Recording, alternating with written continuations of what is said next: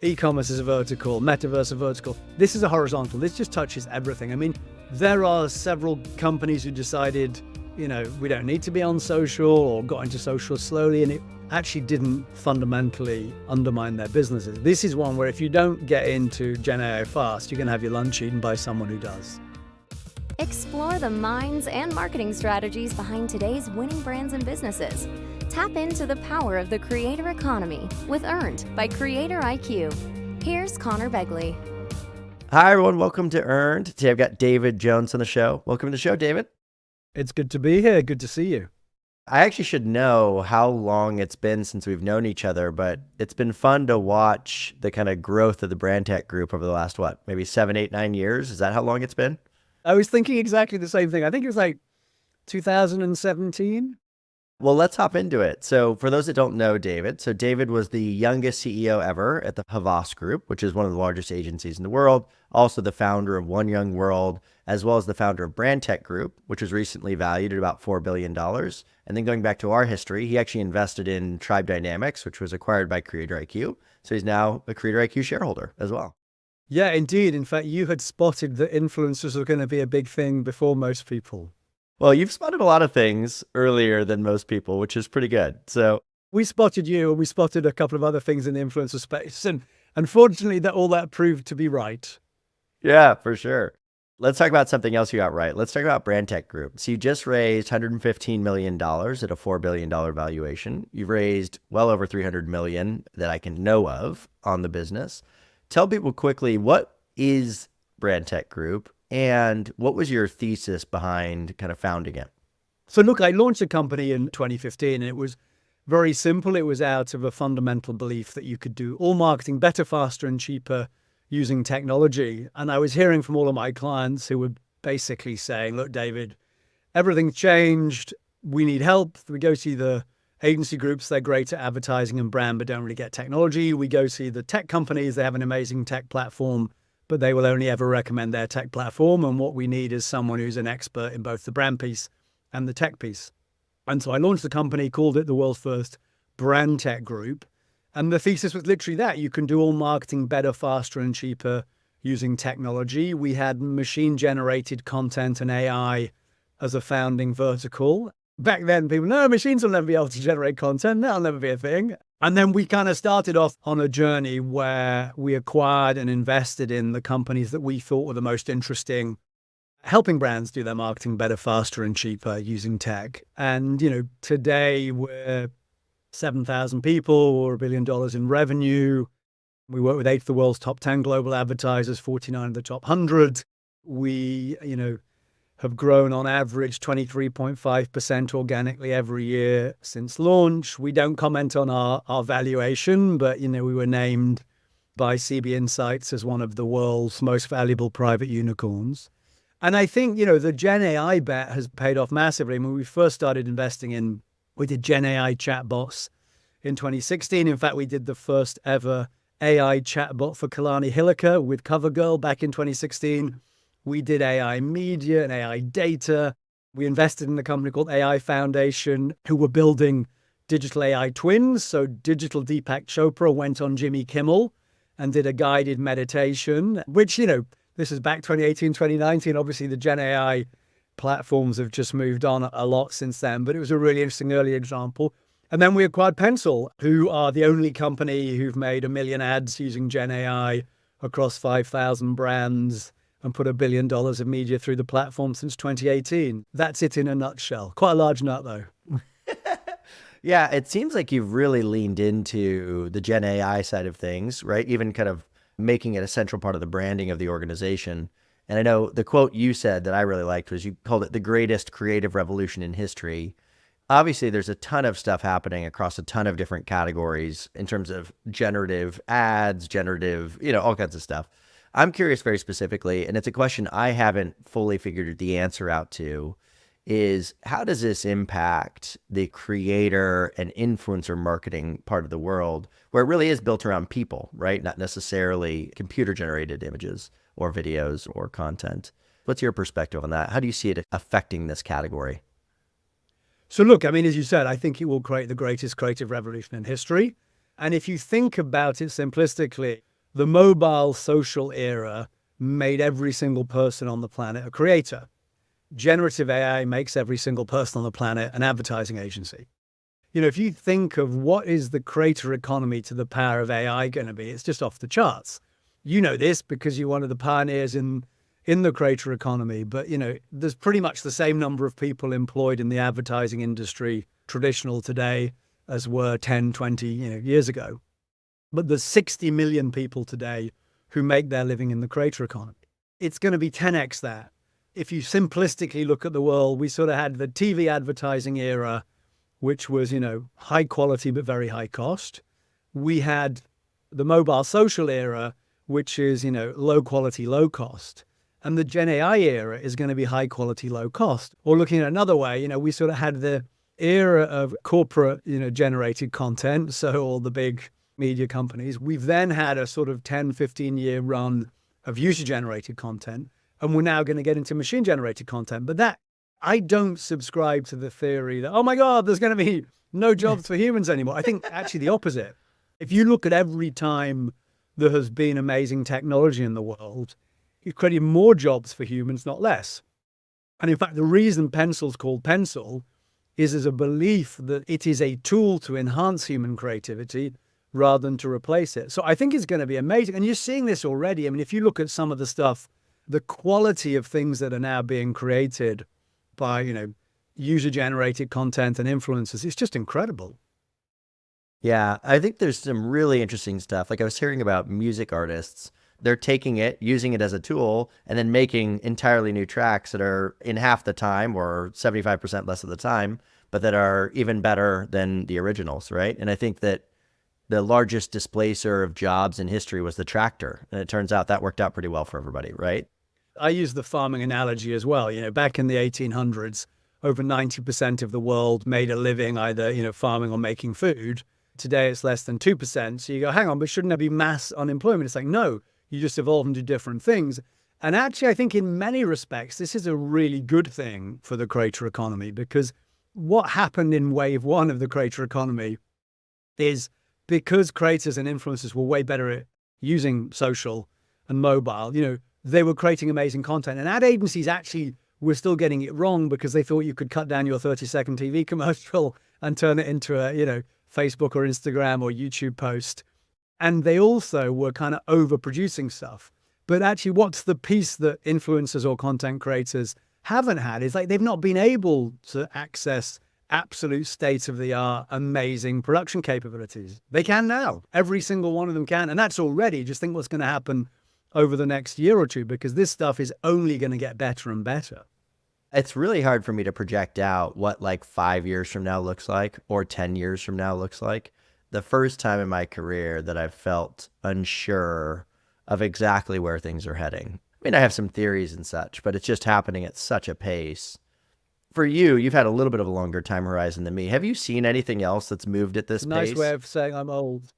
You've had a longer time horizon to view these things. But realistically, right, you've had a little bit of extra time. Have you seen anything else move at this pace? Am I just being kind of a prisoner of the moment? No, look, I think we've never seen anything move at this pace. So I launched Australia's first digital agency in 1998 and watched that all play out. I was, a founder member of the Facebook Client Council, and their IPO, everyone said, they'll never be able to make any money. So I've watched a bunch of the technology revolutions happen. And I think for all of the other things that have happened, that phrase that we always overestimate the change we're going to see in 2 years and underestimate 10 years has actually been very true. I think it's very different this time, and I think it's for a couple of reasons. One is it is genuinely moving faster. Two, just the size and scale of every single one of the biggest companies in the world spending billions to make that come true. I mean, the amounts of money that the world's biggest, richest companies are spending on this is quite remarkable. But I think the third thing, and the really different piece, is it's actually the machines who are making it better. There was a great interview recently with the CTO of Microsoft who said, if you as a human spent 24/7 reading for your entire lifetime, you'd read, 9 billion words in a lifetime. The large language models at the moment are reading 9 trillion a month. It's basically when you say, or we say, there's not a single thing a human does today that you can't do better, faster, and cheaper using generative AI, that's going to apply to every single thing we do. So yeah, I think it is moving faster. And I think for the first time, that expression that we overestimate 2 years and underestimate 10, well, actually, no, not this time. Eric Schmidt, the former Google CEO, was saying recently that he thinks it's underhyped, not overhyped. Elon Musk is saying that less than 1% of the world's intelligence will be biological. It's pretty remarkable. It really is. You might not be able to predict exactly what's going to happen, but, I will bet you that within 5 years, every single piece of content is being produced using generative AI or some generative AI within it. 100%. I think a lot about we've got kids, they're young. What's it going to be like for them in their 20s, their 30s, right? Their 40s. I'm just not sure. I think that's the other constant is we always look back and go, wasn't it so simple 10 years ago?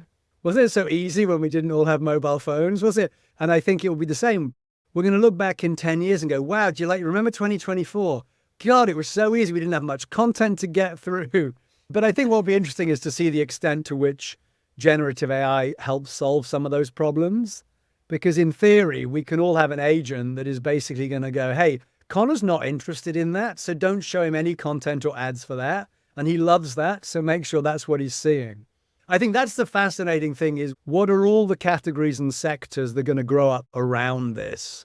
It's going to be quite remarkable. I think there's going to be more content. We're going to be living in a world of hyper-personalization. The bar's going to go up way higher in terms of how good and how personalized that content needs to be. We're going to be able to, target enormous numbers of niches. It's, marketing is going to change beyond all recognition. Absolutely. So I'm curious, kind of looking at your portfolio, obviously you've acquired Pencil, right? And you're investing in this across the group. But how do you see this changing possibly the composition of the companies that you acquire or invest in? And how do you take your existing portfolio and start repositioning them for this big change? It's a great question. And it's exactly what either we're doing, obviously with companies like Pencil, who are 100% generative AI, but every single one of our companies has been leaning into this for a while. So if you take, one of our companies in the UK, Gravity Road, they made a TV commercial for Hotel Chocolat. It wasn't just one of the most effective TV commercials in the whole of the UK last year. It was the #1 most effective TV commercial in the confectionery category. They've just done some amazing work for the Olympics, for the refugee Olympic team, using a whole bunch of generative AI. On the other side, our businesses like Collectively and MoFilm are actually doing creator workshops and helping, train creators in how to use generative AI. One of our other companies, Jellyfish, who does an enormous amount of training, a big training partner for Google, they have an entire program on how to train people in generative AI. Acorn, our e-commerce company, is using it to drive down how do you target people who are less likely to return your product in e-commerce? Because obviously one of the things that costs e-commerce retailers a fortune is people who buy their products and send them back. So literally every single one of our businesses has been doing this. We didn't wake up to generative AI when ChatGPT 3.5 suddenly exploded. We've been doing this at a group level since 2015 and learning along the way. And then companies like Oliver, our in-housing business, we're seeing incredible demand for in-housing as clients are saying, look, we don't want to outsource to external agencies generative AI. We don't want it sitting on external systems and other people's networks. We want it sitting in-house on our computer networks. So we're seeing massive growth in housing. So across the board, I think it's a huge accelerator of every business. Now, I'm not sure that's necessarily true if you're a big legacy business with 125,000 employees. But certainly, I think for the more tech-focused companies who are entrepreneurial and have been doing this for a while, it's the most incredible sort of tectonic liftoff. I'm fascinated to see how it develops.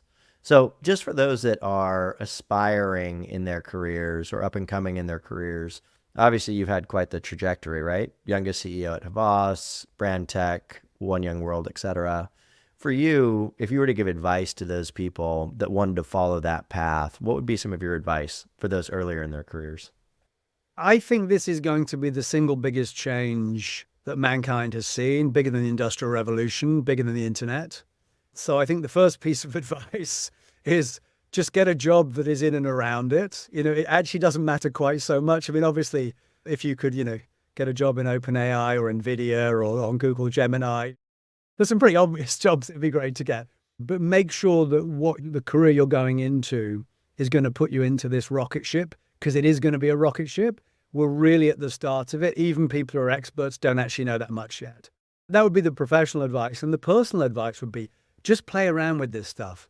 Make sure you've played around with Claude and Gemini and ChatGPT and DALL-E and Midjourney. And it's not hard. It's actually way easier than in the social media era where playing around meant showing the entire public what you were doing.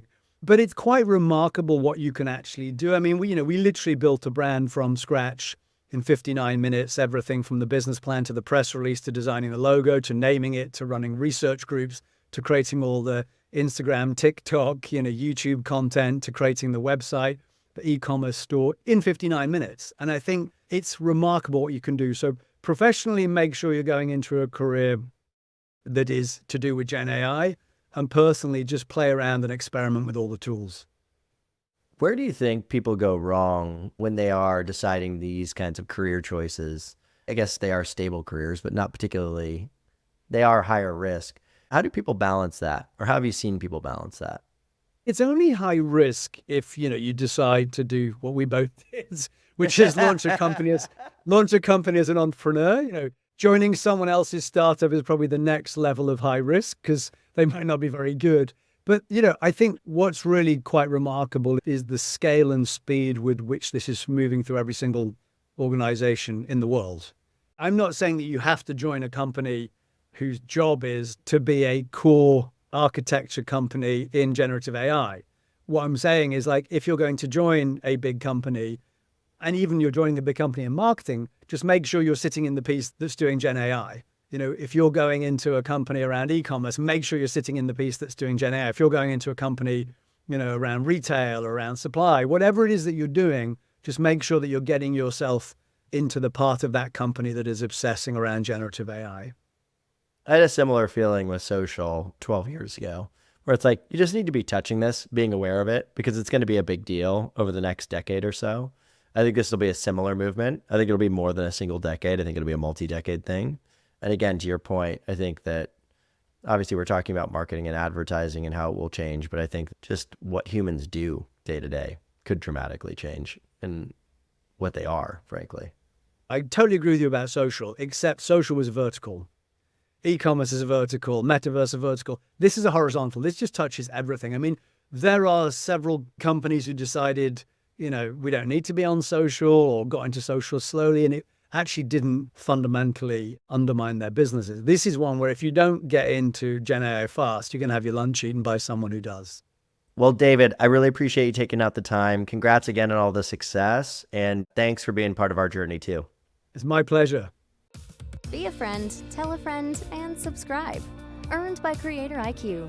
Creator IQ is your all-in-one solution to grow, manage, scale, and measure your influencer marketing program. Ready to unlock the power of the creator economy? Get started with a demo today at creatoriq.com.